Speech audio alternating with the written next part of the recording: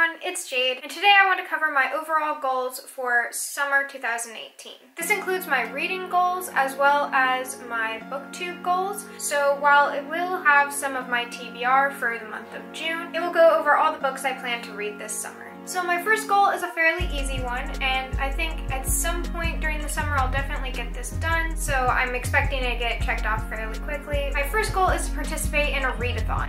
I've seen so many readathons online. One that really caught my interest and I realized I definitely wanted to do a readathon was the Scallywagathon, I think it was called. I just loved the idea of like going through the map and having to find different books that match that way. So I'll be looking out for that one, but if there's not a Scallywagathon, then I'll find a different one. After that, my goal is to complete at least 5 tags this summer. Along with that, I would like to create one of my own tags. I haven't figured out what that tag's gonna be yet, or if it'll be any good, but my first step is to do some tags, besides the newbie tag. So I definitely would like to do an actual tag.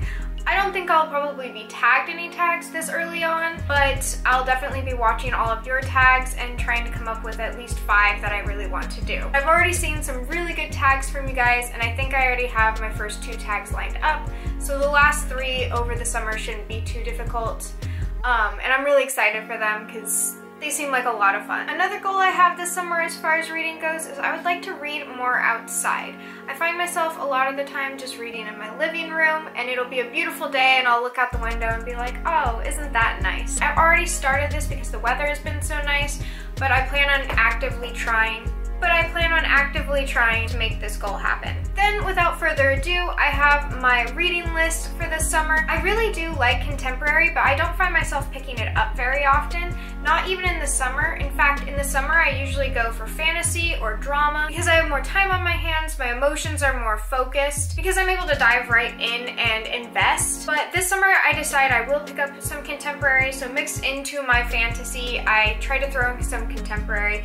They kind of stand out because most of my TBRs are gonna be fantasy or picture books, but I left those out because I like to pick those up pretty candidly. For my summer TBR, I do have quite the mix-up. First, in my summer reading goals, I have actually read this every summer since I think I was about 15.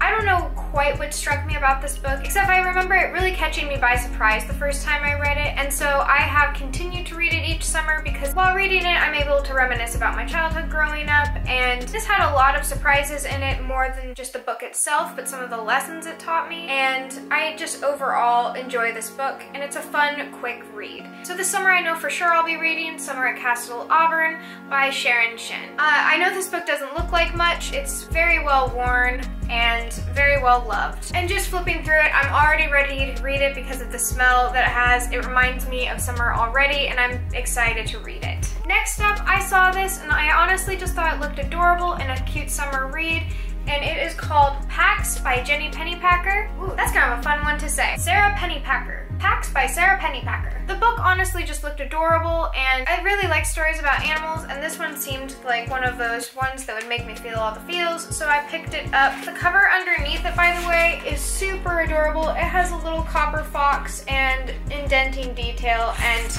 I just fell in love with it when I saw it, and I really have high expectations for this book. And speaking of book covers, the next book I picked up specifically because this cover is so beautiful that I was like, yeah, I'll give it a try. I haven't seen it mentioned a lot on BookTube. I have seen it around a couple of times, but I had already picked it up, and I think I want to keep this one a mystery. I have no idea really what this book is about, and I am just all there for it. And that is Ink by Alice Broadway. And all the way around, just really pretty copper finishings with a black background. And when I took the cover off, I realized it got even better. While I do like to keep the dust jackets on my books, I wouldn't mind taking this one off. I guess we'll just keep with the pattern of choosing books by their covers, but I am really ready for this one, not just for its cover, but also because I found out this one had a little bit to do with Wicca, and I'm always down for a good pagan or Wiccan book.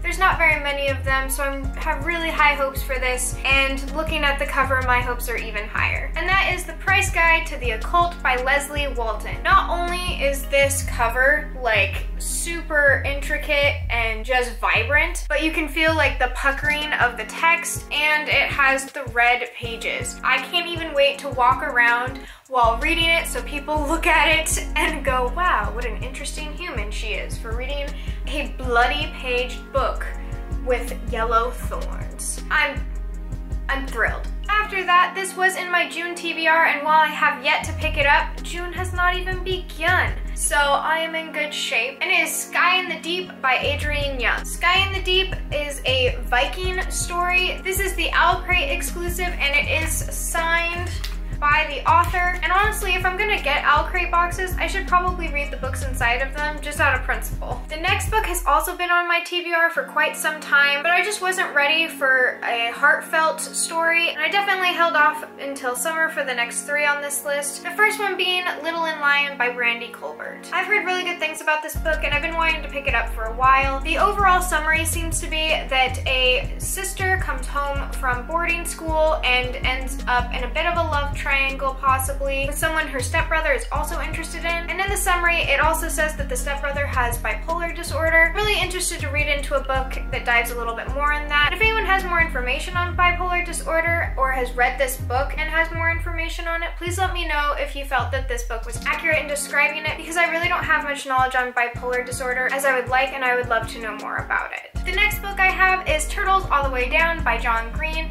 This will actually be the first John Green book I have read. I've heard really mixed reviews about his book, but I have not heard very mixed reviews about this one. So I'm hoping this is really a winner that gets me hooked on John Green books, because I love, honestly, his YouTube channel. He's always seemed like a really down-to-earth person, and I would love to love his books. And finally, for drama and contemporary reads, I have The Hate You Give by Angie Thomas. I picked up this book right away when I saw it on the shelves. However, I immediately shelved it at my house because I found out that it dealt with a girl losing her best friend, and I just lost my best friend, so I knew I wasn't going to be ready. I'm still not sure if I'm ready, but I believe that there's other important messages in this book. I don't want to miss out on those messages, so I'm going to try and read this one.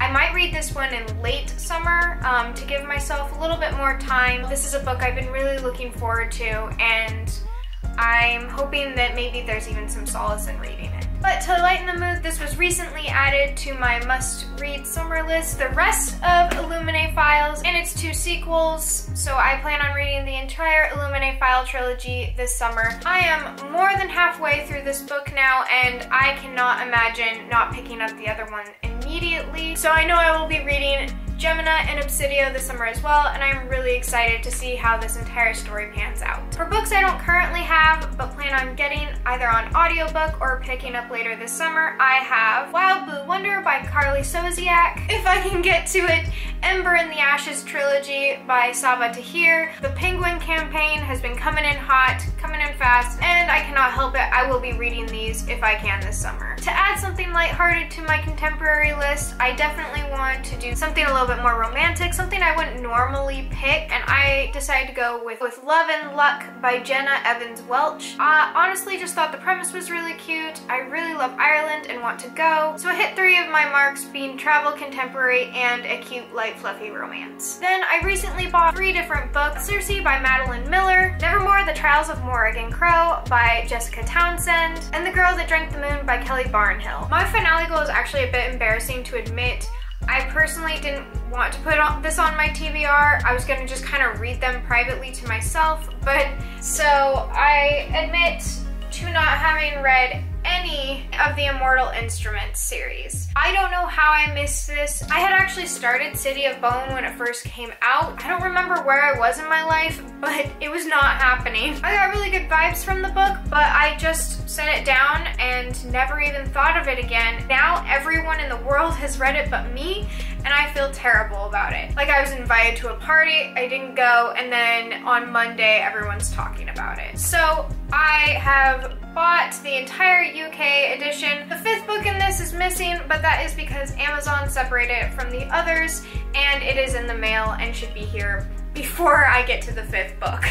So this summer, without a doubt, I plan on reading all of these books. I am tired of missing out on the hype, I am tired of missing out on the passion and the fun, and I really want to be a part of this family. So you can go ahead and watch my last TBR video and just insert City of Bones here. Don't know, City of Bones is by Cassandra Clare, and I am the last person in the universe who could give you a fair synopsis. So I check out anyone else but me, and then come back at the end of the summer and I will give you a better synopsis than that. Unless I'm somehow forgetting something, that is my summer goal list. I plan on checking things off throughout videos, so if you see me put some sort of checkmark system up on the side of my screen while I'm talking about something, that has to do with this video, and I'll make sure to refer you back to it. This is my first goal list video, and I think I do better if I have goals in mind. I plan on doing these for each season, and we'll see how that works out. I guess I should make that a goal. For this summer, by the end of the summer, make a fall season list. So for now, that's my summer goal list, and I will see you in my next video. Bye! Oh, also, I was rewatching my videos to criticize them, and I noticed at the end of each video, I don't tell anyone to like or subscribe. I don't know if that actually works or not, but I figure I should probably tack that on there, since who am I to denounce the system? So if you like this video, please like and subscribe, and I'll be back with more content. I post Tuesdays or Wednesday at 1 a.m. Thank you for watching again. Bye! If I can get to it, the Ember and the asses. Hopefully not. That sounds painful.